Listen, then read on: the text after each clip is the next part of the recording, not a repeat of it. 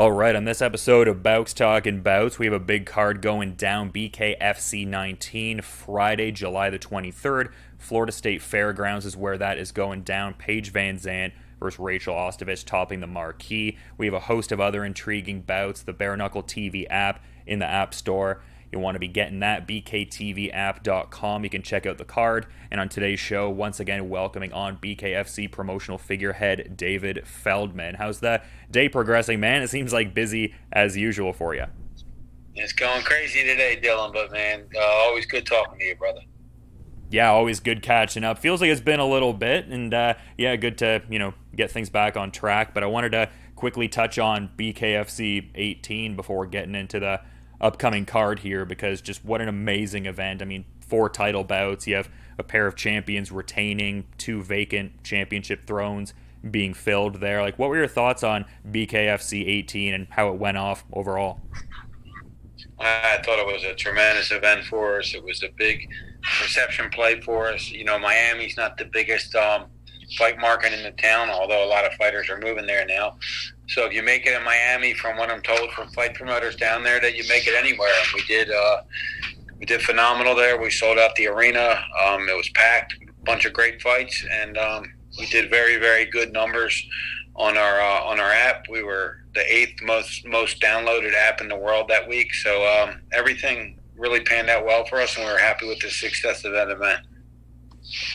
Yeah, killer card in a lot of regards for sure. But, I was peeping some stuff for the Paul versus Mayweather event there, and I thought I had seen a familiar face in the back there. I'm pretty certain that's David Feldman mobbing out in the background there. And now you have certain, crossover, platform fights for this upcoming event. I'm kind of wondering, when did the wheels initially get turning for kind of, tapping into that specific, permutation of pugilism there, just getting, the cross-platform kind of idea going there for your brand? Yeah, I mean, it was more for the, I guess the Social Gloves event they did on June 12th. I saw the success and a bunch of the eyeballs that went on that. And we had a lot of guys that were hitting us up for a long time. So we were going to do a completely separate card of just influencer fights. And then we said, look, man, we're doing this. We're not doing it to make money for the influencer fights. We're doing it to bring eyeballs to the sport. So we have to integrate it with one of our existing events. So we thought of a way to just put a couple influencer fights on this card, bring a lot of brand new eyeballs to the sport, and hopefully they stay. So that's kind of the goal for this thing.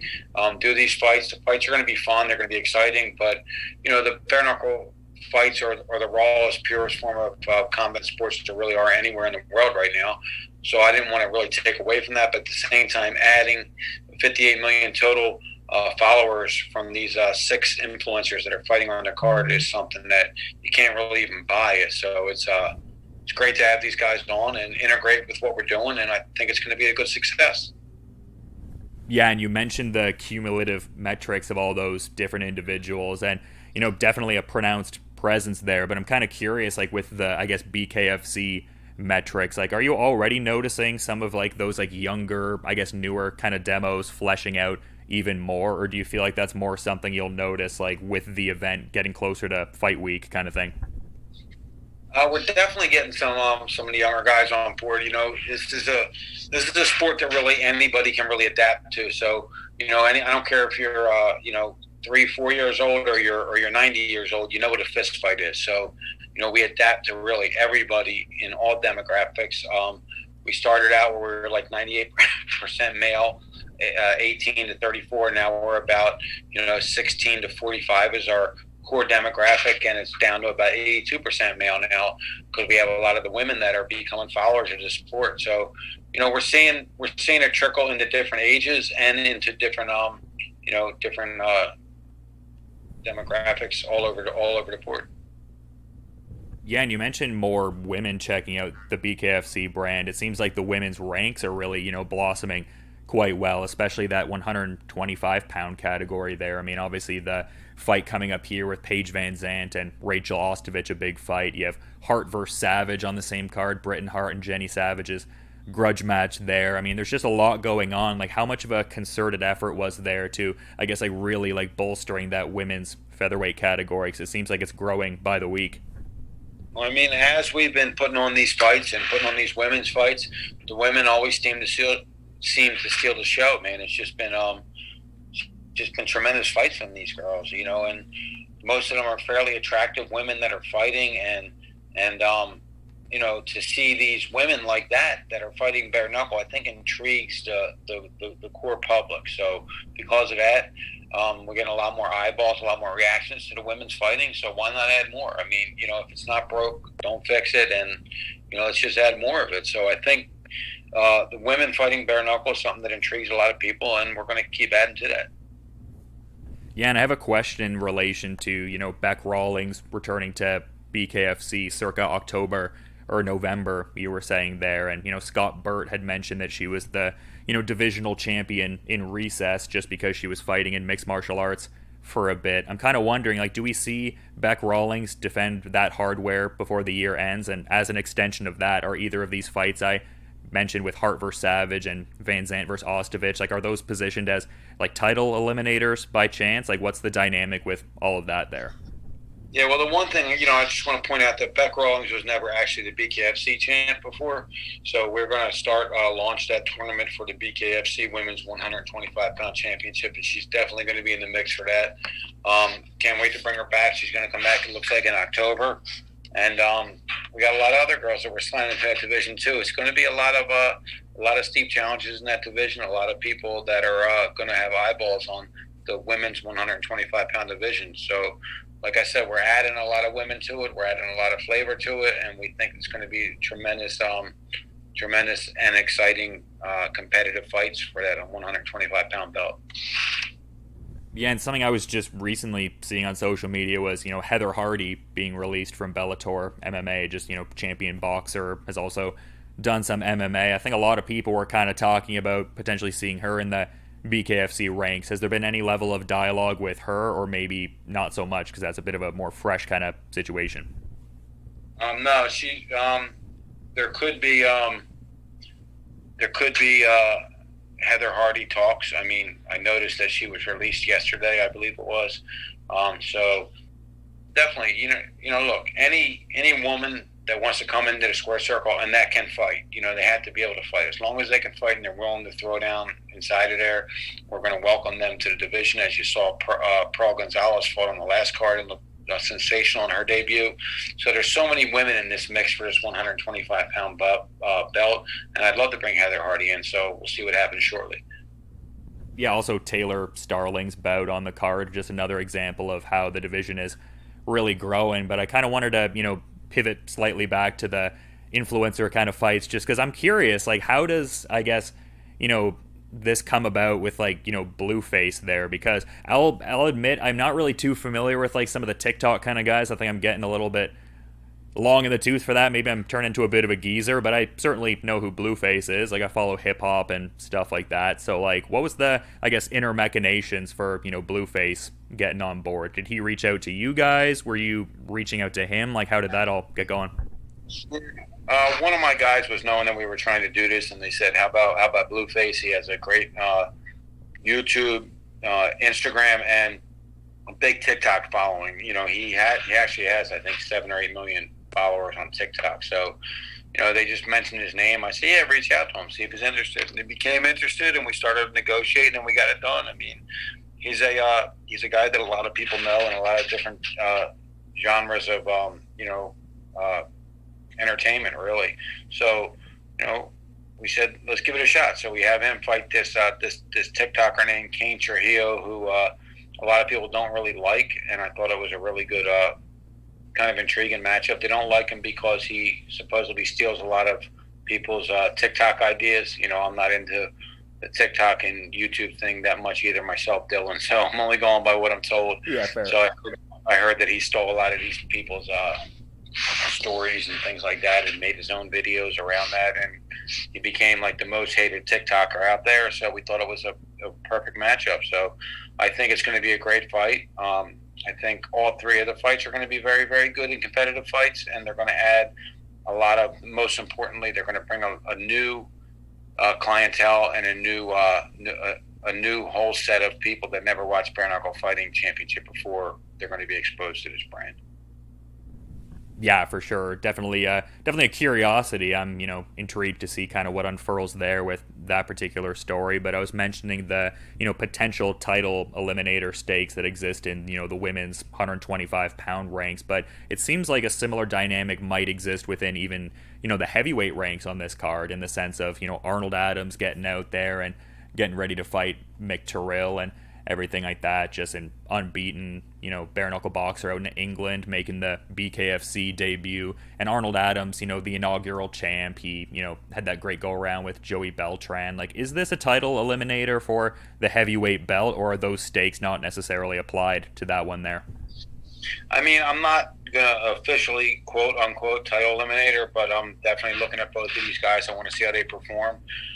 If they give the kind of fight that I really anticipate them giving next Friday night, then they're probably going to be lined up for a title shot, yes. But I'm not going to go on record by saying it's an official title eliminator, because I really want to see how they perform. If both of them perform exciting, then, both of them can be in line, one and then the next. If they both don't perform, then I'm obviously going to find a better, more suitable opponent for Joey Beltran. But I do think that both of these guys know that their career is really on the line right now, and this is something that they need to go in here and fight their butts off and see who the best man is.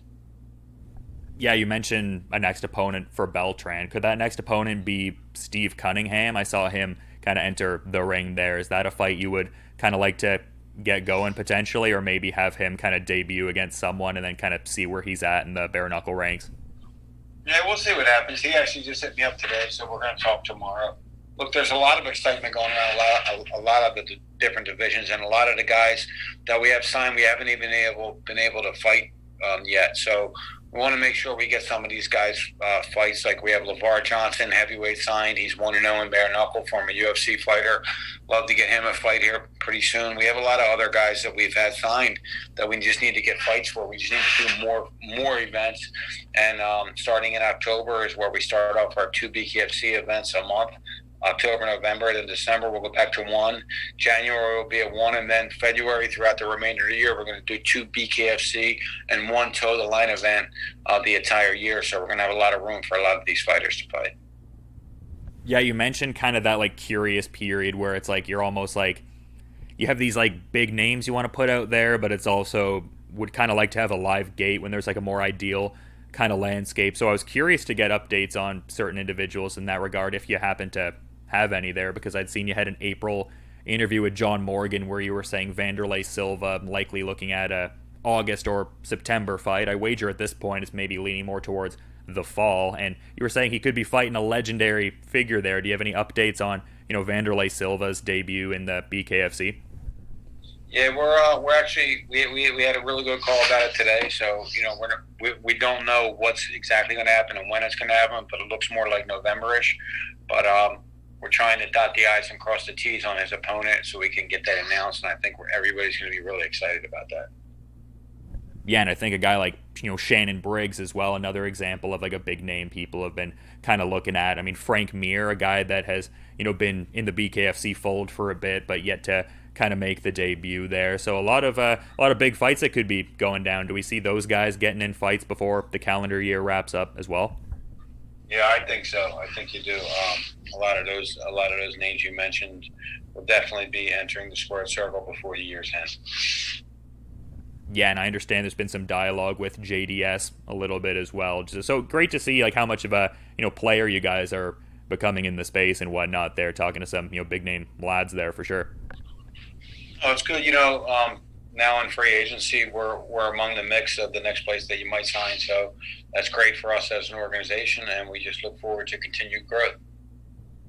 And with somebody like Diego Sanchez, like he had come to the press conference that you guys had there a bit ago and everything like that. Like, do we see him compete in BKFC? Would it maybe be more of like, I guess, a brand ambassador role a la, Anthony Rumble Johnson? Like what do you see with Diego Sanchez in the BKFC picture potentially?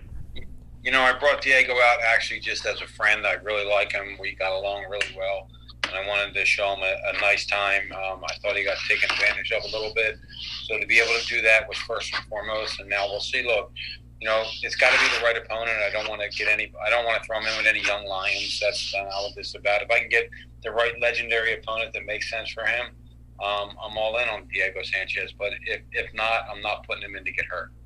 So we'll see what happens in the near future. But that's definitely among the realm of possibilities.